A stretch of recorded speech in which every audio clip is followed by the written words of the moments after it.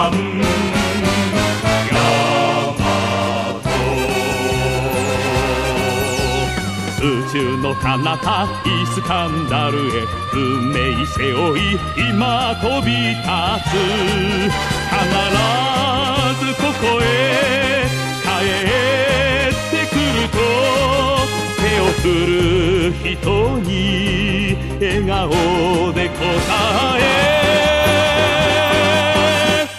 銀河を離れイスカンダルへはるばる望む宇宙戦艦ヤマト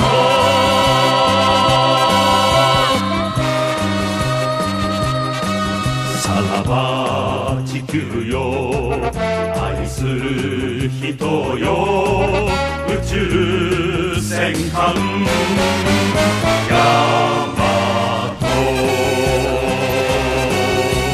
地球を救う使命を帯びて戦う男燃えるロマン誰かがこれをやらねばならぬ期待の人が俺たちならば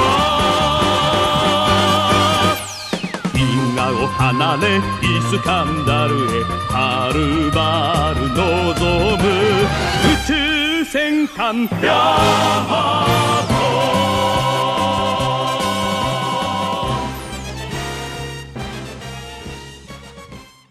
Hello YouTubers and welcome to our first podcast. The title of our show is Macross versus Space Battleship Yamato, or as inside the States we'll call it Robotech versus Star Blazers. Notice that we are a little jittery and all that stuff, or anxious, whatever word you want to say, feel free to say it.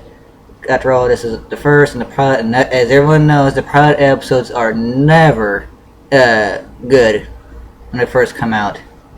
That's why we always have 2 first episodes of almost everything produced inside media.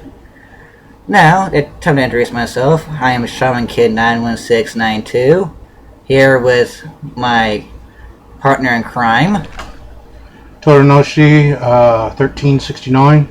And the reason we chose the Yamato versus Macross as our first vid is because it's always very debated among fans. But one thing that most people like to compare is either one person or the bad guy. What we're going to do is we're going to sorry for everything. Compare the fleets and everything. So, from a response time to actual skill pilot. And of course, their secret weapons, i.e. the big fragging gun, which for some reason takes them across almost half an episode to charge. Practically. I don't know what time that'd be in real life. Now, before we get into our main topic, we'd like to give a little bit of information. I am a college student, and my partner in crime here is a full-time parent. So we're aiming once a month, maybe we might go up in the line to maybe once a week or whatever. That also depends whenever we have free time between my class schedule and his parenting schedule, so most of the time it's not going to be easy. Now, for a little brief history of the shows, for those who don't know anything, like my mother, my grandfather, my great uncle, my great aunt, my cousins, etc., etc., etc. With Macross, it started out, what do you say, around the 70s-ish? Macross was originally released about between 78 and 79. With Space Battleship Yamato, it actually came out before that. It came out about 75, 76. And this is during the era where anime characters had to look very realistic compared to recent times, which they can be goofy or even look like some prehistoric painting. Yeah, especially with military anime back in those days, they had pretty much a set appearance. Couldn't change it. Of course, the humor was pretty amusing because you can't really show the big eyes or whatever until like later seasons of each series. But the backstory of the Macross was a big alien ship lands on Earth, causes headaches for probably economics. No, actually, it ends the Third World War. Also known as the Unification Wars. Yes, then they became the UN, Spacey, and rebuilt the alien craft that crashed. But the best joke about the first episode is that the engines were built on Earth and everything else was a POS because they're trying to reverse engineer it. Which was, I said before, is very amusing because when I first take off, the non-earthly built machines kind of fly away.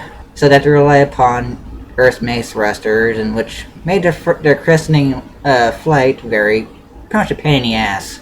Yeah, but the fun thing about it was when the first time they made their jump, when they entered into the spaceful, the jump engine disappeared. Oh yes. But what really rushed the process much was that Zentradi, the group of alien race that know nothing but war, didn't know that pretty much the people that are fighting pretty much were dead on the planet, so they assumed, like most people here, i.e. the UN, assume that just because the enemy is there doesn't necessarily mean that they are alive. So they get ready to land down and all. And somehow our great human scientists and programmers missed a little booby trap bug that the previous race left behind inside the ship, which caused a war between the humans and the giants known as the Zentradi, which caused the Macross Island to pretty much disappear within the first episode. Along with the SDF-1 and all that, yeah. It's real interesting because of the fact that the SDF-1 actually was a Zentradi craft. Yep. And apparently throughout the series you find out that macross, aka humans, are a very distinct relative of the Zentradi and the Meltradi. Meltradi are basically the female variation of the warriors. They kind of broke up very hardcore in their beginning years, much like Clinton and Clinton. Yeah, but they basically relied more on cloning than anything else to reproduce. So. And the most comedic tidbits about this was when it came to Max and Maria, two interesting characters of the series, because Max is a human, Maria is a Meltradi clone, and throughout the entire marriage process, up until 7, but Seven's a different story, up until they got used to each other, Maria was very much a stick in the mud about anything and everything. She burnt a pot of coffee the first day of their marriage. She put oil in a coffee pot. And then she, according to what some people are claiming, she kind of used the same coffee pot to make coffee, which made that's why Max always drank coffee outside their dorm, barracks, dorm, whatever. It's true. And then the character rundown here for memory serves. Rick, main character, his adoptive brother, Lieutenant Falker. Yeah, Roy. Roy. Amelia, Max. I think Kanzaki was there, but he was like a mini character. He only lasted like three episodes of the series. Yeah, but then you had, you had Lisa and you had Minmay, of course. Those were the two main females. So. And love triangle interests. You have a commanding officer and a singer. Gee, that's kind of hard to decide upon for Rick and all, which didn't really occur much on the choice, because if you go to the American ending, it's one person. To go to the Japanese ending, it's another person. To go with this ending or that ending. It varies, so it's pretty much down the line 50-50 on who he actually gets with, based upon sub versus dub. But again, that's another topic for later on. Then you get one of my personal favorites was Max, because he's a genius who never let a ship get blown up hardly. His record's very clean compared to Rick's, which almost in the beginning of his military career had lost 3 ships and about 20 men, you would estimate? Roughly. I know he himself as a pilot lost like 4 planes, so. Then the most interesting episode was one where he's inside of a coma, and it's like someone took marijuana and said, alright, this is an episode. psychedelic. Well, you gotta sit down and think they were trying to capture the psychedelic era of the United States. During that time period was very popular in Japan, so the idea of pretty much came from that there. Point. And that's basically your brief history of the great SDF-1 and the rebuilding of Earth, etc., etc. As a tidbit, the Zentradi and military have no clue what culture is, and so they call us the proto-culture because throughout their entire life they have no clue what music is, what game is, what some adult-rated happy stuff is. They have no clue. But they do know what alcohol is, surprisingly. I think every culture knows what alcohol is. Yeah, it's happy juice. Or some people call it mere juice. Well, anyway, next one. History of the Yamato. Plain simple, Earth is dying. Earth is being destroyed, yes. New concept. And if you go, again, you have to go base between the Japanese and the English on that one there, which is very much a lot different, depending on which storyline you go with, as to whether they're journeying to save their planet or journeying to help somebody. So, But either way, Isao Sasaki still provided a good song for both, granted that the American kind of gutted out his words, but still kept the rhythm. yeah, that's the only thing they did keep was the actual instrumental part of it, and I'm glad to see that, because during the time period, most Americans, while they took the actual show, very rarely kept the theme for anything. It's very much like Voltron, but again, that's another topic which we'll cover in our segments, history of anime, which will start off with Astro Boy, but that's when we find time. And to just that, with their fleas, they dig up the old sunken ship, the Yamato, pimp it out with engines and stuff, and fly it off to space. Yeah, basically, as the oceans dried up, they discovered the wreckage of the battleship Yamato, and they fix it, and of course they change a few things, and then they send it off to space. Of course, the reason why it was called the Argo here in the States was because of the fact that they didn't. It was very close to the end of the. They still had a major hatred of anything Japanese in name or anything else, so they weren't going to use the battleship from World War II as anything. So they changed the name of it.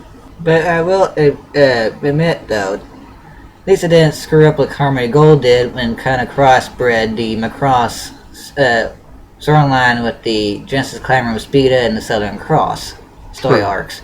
At least it didn't take a hold of it and take a big thing of duct tape and say, alright, here's your show, deal with it. Yeah, they totally screwed those up. That's for the history portion of the actual shows when we get to them eventually, maybe, sometime. Who knows? In the future. Much like my college degree. Anyway.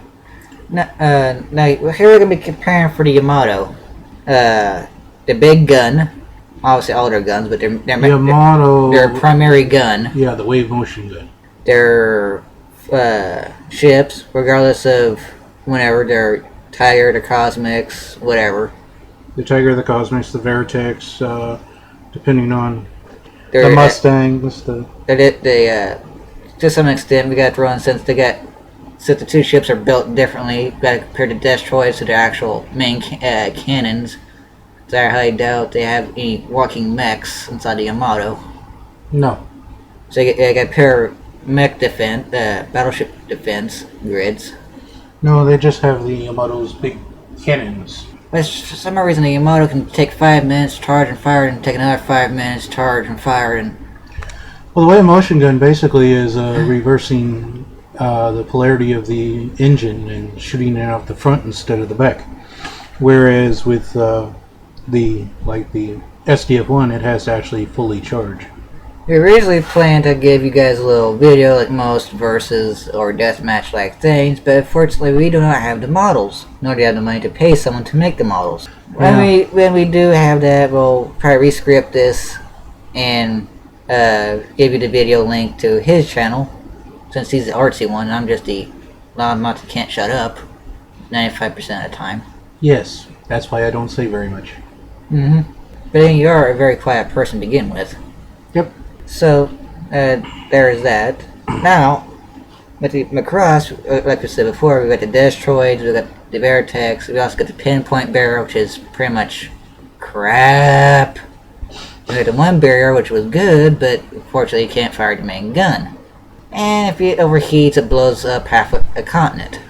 Well, even with the pinpoint barrier, they really can't keep that going and fire the main gun either That's because funny. it's all the... That's funny because I got a little mouse ball which I have to scroll around. Those who have those kind of mice who play games, you understand very well how hard. Yeah, the real...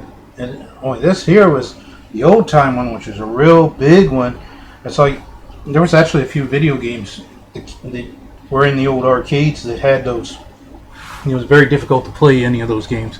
You get trying to move your hands fast enough to. I can remember watching one of my friends' stepfather try to play World of Warcraft, and he's like, I want to go left, not right. Instead, his character was moving forward and backwards because the mouse, the ball, was kind of moving. Did he have one of the balls inside of the Yes. the actual hand? Yes. Tells me his pickups are dirty, which are very easy with those type. Yeah. But yeah, you had this large ball, and there was a bunch of them actually. And then surprisingly, the Yamato had very great accuracy. It seemed like the macross was the equivalent of a stormtrooper. Couldn't hit shit. Unless it was doing the booby trap, and with booby trap, it fired and it actually hit a ship. But when they tried to fire itself, it usually was wide left or wide right, and. It makes me wonder if the other Zentradi's, the Zentradi's enemy was more marksman-like than anything else. Probably, because basically the thing was with the SDF-1, the original people on that were basically Zentradi that had discovered culture. Now, you guys are probably saying, "Oh, this is a boring-ass vid," which I probably would agree with you here because they really hit the key points. The key point is, instead of a straight-out dogfight between the two things, the SDF would win that in a heartbeat because, let's face it, you put Bruce Lee in there telling him how to navigate the controls, he could karate chop a tiger in half. Obviously, that's... Yeah, as far as the Veritex and the other spacecraft, yeah, I would definitely agree with the fact that you have an advantage with the Veritex. But then again, the Cosmics and the Mustangs had a speed advantage too, so... Yeah, they were definitely high speed, especially when you get into the Cosmic 2 and the Super Stang, which were later on in the series, but still they had a better maneuverability and higher speed. We're basically comparing the two ships in their peak, in their prime, before they get their sequels and their prequels and their... But see, that was all part of the original storyline. I'm just informing our viewers here who have seen Macross 7, Macross Frontier, Macross Plus, that we're not taking those arcs. Macross 2. And, we're not taking them and putting them in here. We're taking them at the peak of the first release. Yeah, which basically that also goes with the Yamato before they rebelled against the Earth and all that too. So. Of course, the Macross had the Super SDF, which looks like a clanky thing. All it had on was armor. It had no speed whatsoever. And Rick blew up one of those. It was a simple recon mission. Because it's focused on looking at Min-May's skirt. Or her in a bathing suit and other things like that. Because they missed Macross pageant. Now, when it comes to the big guns, obviously... Destroids have a little bit faster reload rate compared to the guns on the Yamato. Yeah, the cannons, which were converted to laser cannons. But yeah, there's still a better recovery rate for the robots to the. But if you want to go with actual guns that are ship mounted, you still would have to lean towards the Yamato because the very few guns that were mounted on the SDF and not using the destroids and all that there to do the defense were very slow rate of. Think about it. Anyone who has seen the Robotech knows, alright, I'm aiming for this big gun to fire firing a minute is doing this little wavy Z thing between the two antennae. Yeah, wavy Z thing, plus also the electricity shooting around the there, and then all of a sudden, out of the blue, it's like this square beam shoots out. But as soon as they release this square beam, the Zentradi ship's gonna go to the side, and then it takes another 20 minutes for it to dang thing to reload. Yeah, you'd have to wait for the next episode for it to reload. So in actual real life time, you can easily see that the macross will get obliterated. Granted, the macross beat the Zentradi, but the Zentradi were kind of just playing with them like a little cat and mouse game. Yeah, and just like anything, when you play with it enough, it eventually Bites. bites back. And We all seen those cat videos. We have a cat that does that. Plays with a mouse and just get bitten once in a while. Yep. And the thing is, Whereas the Yamato, with the live action movies and everything else I've seen, it's repetitive fire. It's like, alright, it's charged. Fire and ready. Boom. Alright, recharging, buy us some time. We're done. Move out of the way. Fire. Buy us some time. SDF. it takes about, comparatively speaking, the SDF one probably takes about 20 to 30 minutes to charge the main gun, where with the wave motion gun, as it was called here in the States, it probably took about 5-10 minutes to charge it up. And basically what they were doing was using the fold system from the engine and reversing its polarity and shooting it out the front. Yep. And the main difference between the two guns, though, is if you look close enough at the Yamato, the barrel for the wave motion gun is rifled, whereas the other guns, main gun for the SDF, just shoots straight and has no real accuracy. One thing about the only maneuverability they have is ramming with their main gun. We're standing still, we're gonna ram right into you. You're gonna like it. That's like Bubba in the Pin. Well, see, yeah, but you also sit down and really think about it. They utilized the dataless more to ram than they used anything else. They put all the little pinpoint barriers on the front of it and shoved the dataless, which is basically a regular ocean-going ship, amphibious ship. But then again, if they had used the dataless, they would get awfully close, and by the time they got awfully close, the macross can say, "Whoop, we're screwed," because they got our gun pointed directly at our control center. I gotta just pull the trigger, and we're dead.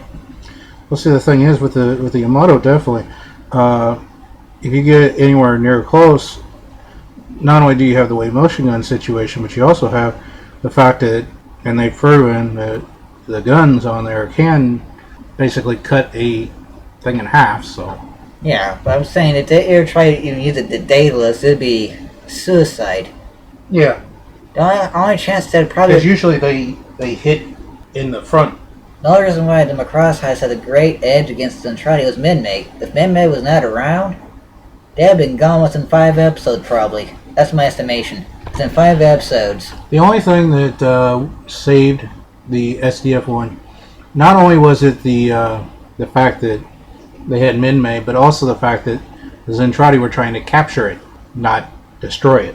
Until they find out it was culture, they're going to try to destroy it. When they found out that there was a great mystery thing going on, then, and something that they considered dangerous, then yeah, they were like, destroy it. The only secret weapon outside Minmay that the macross has is Max, a genius of over 400. You can take down an entire fleet that's shooting out the gas tank and crippling the machines. Yeah. That's how his first wedding occurred. He got married right before the honeymoon. Zentradi forces come in. Raga, raga, raga. We're gonna destroy the celebration. Well, if you look at the situation with Max and Mary, if you really want to go there, that's how their courtship, if you will, started. Was because he beat her and she First in real life. She refused. 2 times in real life and 1 in a video game. Yeah. she refused to accept defeat.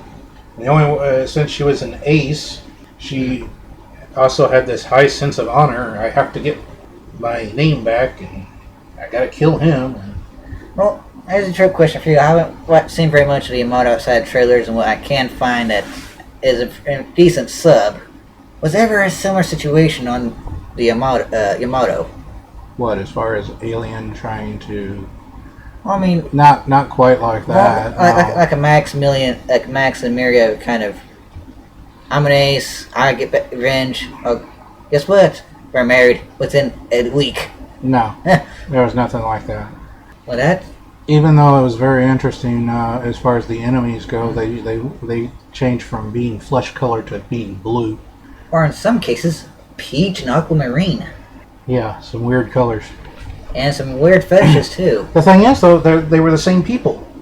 They just partway through the story, they changed skin color. And it was like, of course, like any other earlier show, resources for America are very, very, very tight.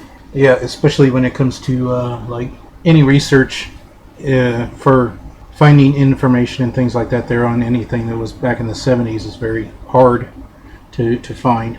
You take Pokemon for comic books and other mediums coming over here. Believe it or not, the 3D art scenario is trying to bring back things like Star Blazers and stuff like that. They're trying to, since most of the people that do it grew up on that stuff like I did, they're trying to create 3D models of like the Yamato and the Cosmic Tiger and the Mustangs and stuff like that. They're trying to do this. And yet Japan's also trying to build a real-life Gundam and a real-life SDF vessel too. Yes, Look it up, people. It's actually happening. And they're also trying to manufacture a Pika Force. Veritech. Oh, they already have a Pika Force. It's been aired around Facebook so much.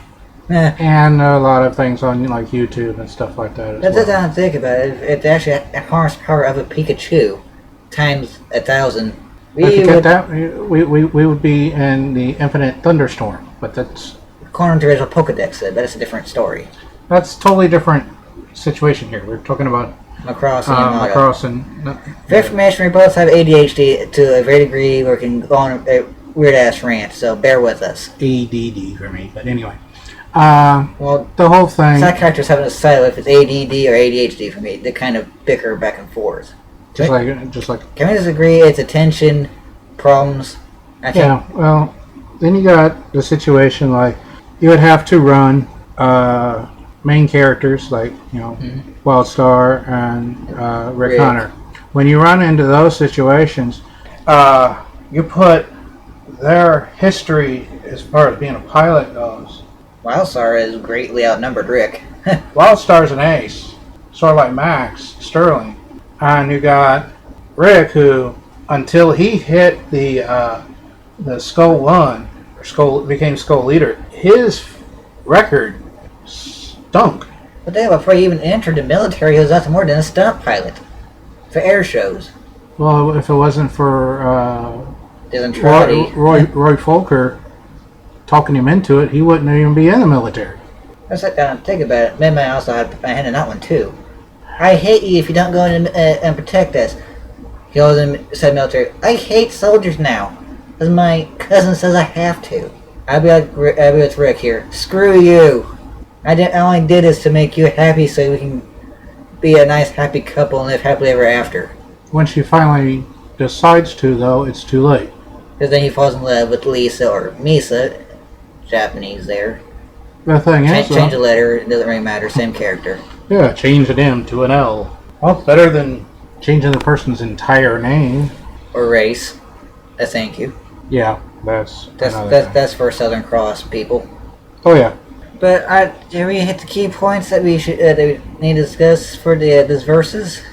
Well, the main things that most people would not really think about is, as far as a true battle between the two, if it came down to the fighters and stuff like that, while, yeah, I do agree the Veritechs are great, you also have maneuverability and speed from, I could do a quick loop and fire behind me with either the Tiger or the Stang, whereas with a bear attack I'd have to turn into a robot, turn around, start firing. But anyway, even the reverse thrust maneuver doesn't really reverse thrust. You throw in a reverse thrust, you have basically turn to the Guardian or Grey Walk here inside the States, or Russian or whatever. You slow down, you don't really stop. Unless you want to compare to Macross Do You Remember Love, which Rick kind of went nee, and kind of had whiplash. Yeah, we're talking about the actual storylines, not the... Well, Macross Do You Remember Love was supposed to be the original, but due to public view, it didn't really work out, because Macross Do You Remember Love is a very bloody story. Yeah, very, very bloody, very... Yeah, not very censored at all. No, even though there was a lot of censorship in it, still, for... Come on, one of the scenes the guy gets decapitated. And it's shown right then and there. Well, also the final battle situation where they have to basically blow up they repetitively blow up a person's head. Yeah, I can agree with that situation. But also, if you run, as far as censorship goes, the U.S. censored Yamato a lot whenever it became a hit. When it became Star Blazers, they cut out a lot because there was things like nudity and stuff like that in the original storyline when it was Most people are just saying, "Oh, nudity nowadays is not a problem." Huh.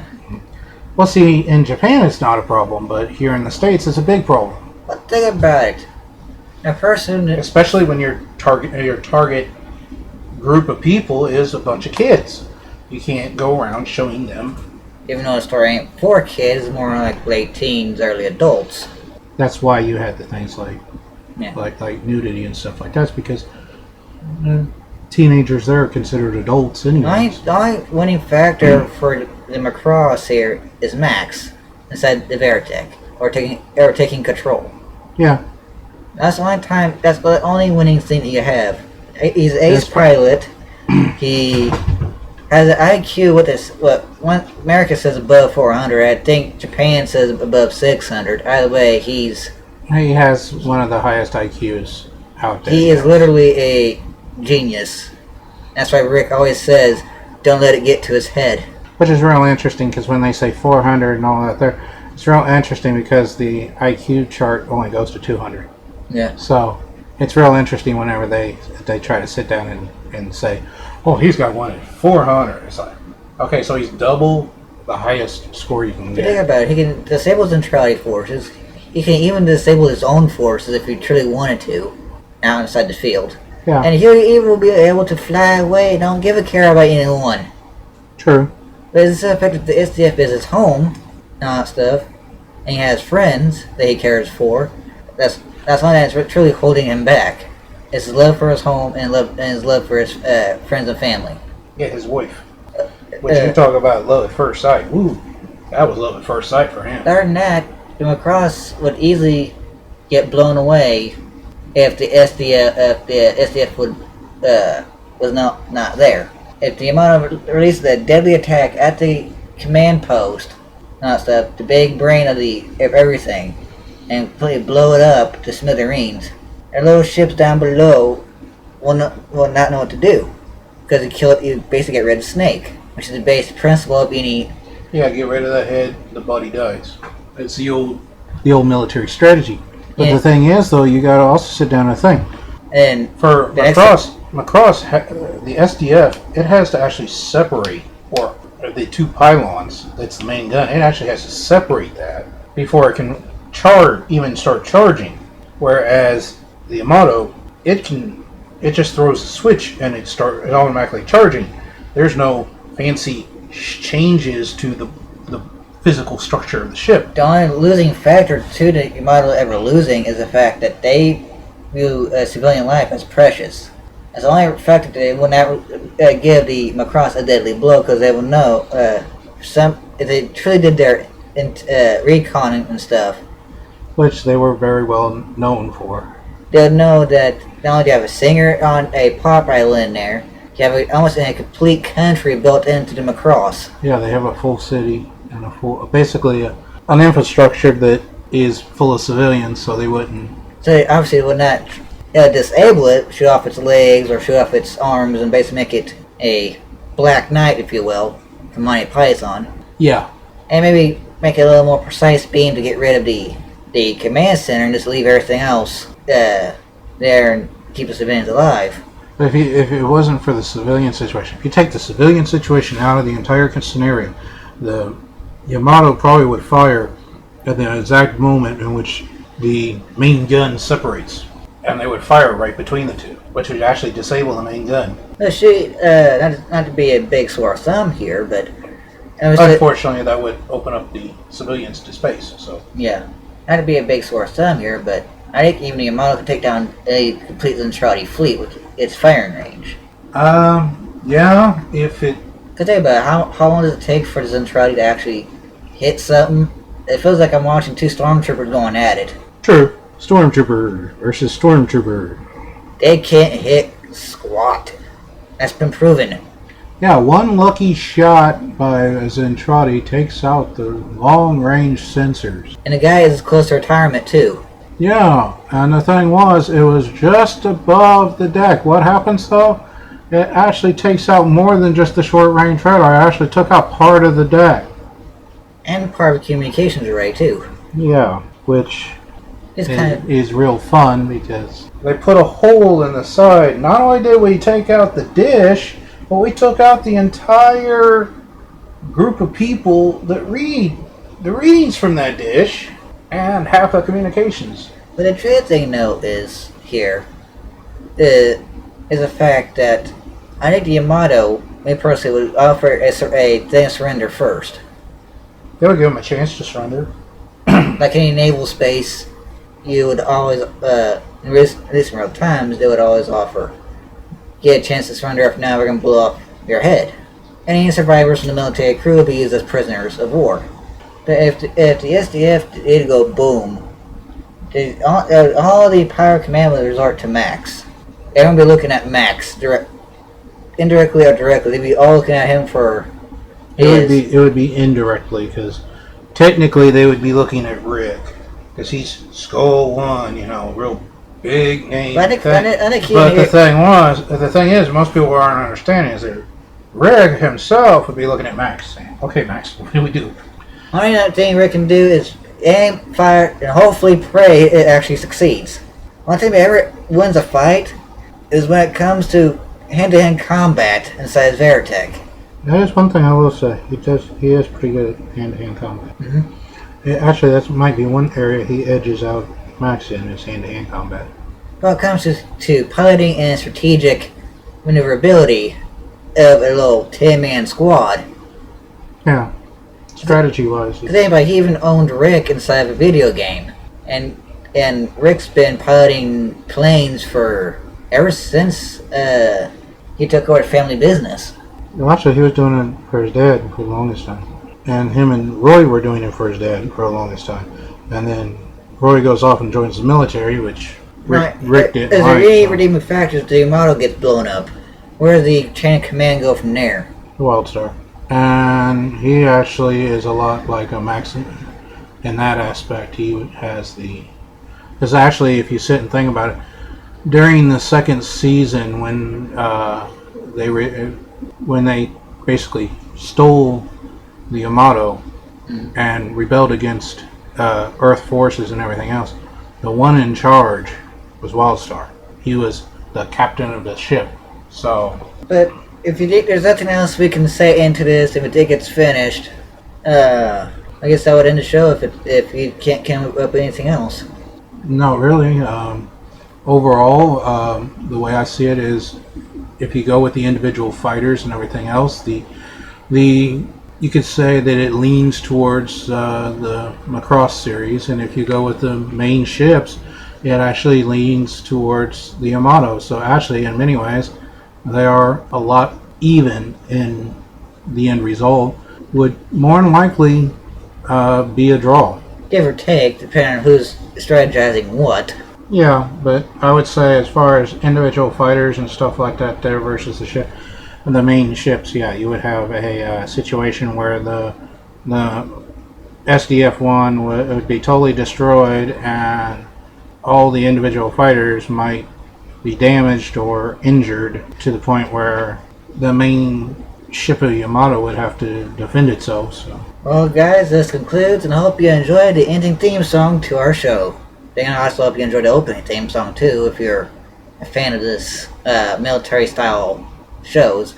Well, till we, I guess you could say, not to rip anyone off, till we meet again, till we page in the new facts, or just a page in to say, hey, we're making another video, please watch us. Well, this is the Shaman signing off. Tora here, saying sayonara. And goodbye.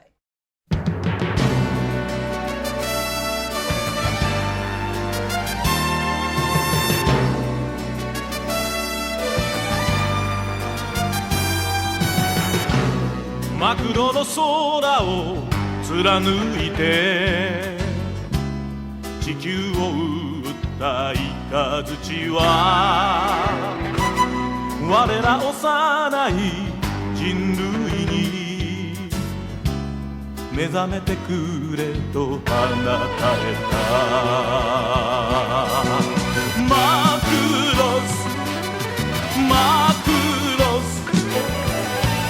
惜しくたった若者は愛する人をかばいつつ旅立つ日々を戦い開く Will love me tomorrow 闇を切り裂き飛びゆく先は遠く輝く青い星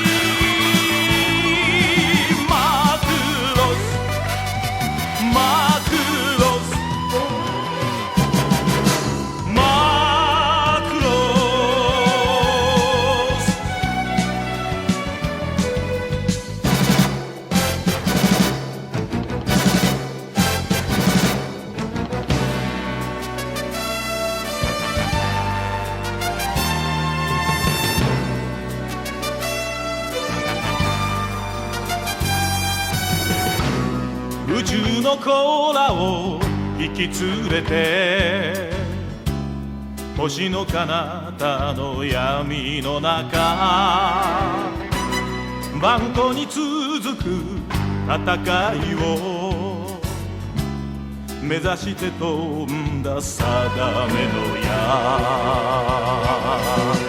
マクロス淡い日差しと灯り豚赤子の眠り母の胸愛する日々を戦い